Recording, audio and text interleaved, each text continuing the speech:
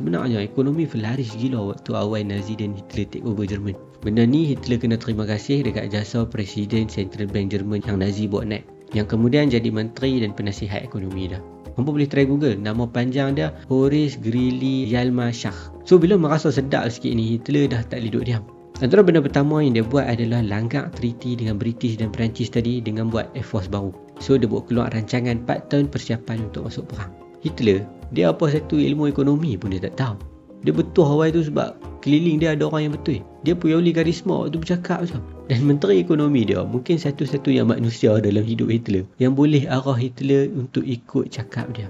Dan boleh tak setuju dengan Hitler ikut suka. Cara Hitler isytihar nak perang pun pelik sikit. Dia beritahu dekat menteri ekonomi dia untuk draft ucapan dekat Nuremberg Party Festival nanti untuk dia boleh beritahu dunia dia nak cut off dari negara luar dan Jerman akan jadi self-sufficient country. Maksudnya, segala benda dari kacang berendi, filato, sampai ke tayar kereta kebal, sayap kapal terbang, dia nak buat sendiri.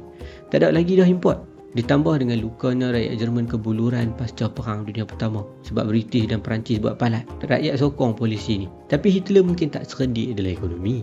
Tapi dalam politik dia champion. Dia tahu lah menteri ekonomi dia ni mesti banyak bunyi punya. Sebab isytihar self-sufficient country indirectly buat negara-negara lain berjaga-jaga. Takut nak berlabuk. Sebab betul-betul signal kepada Jerman bersiap nak perang.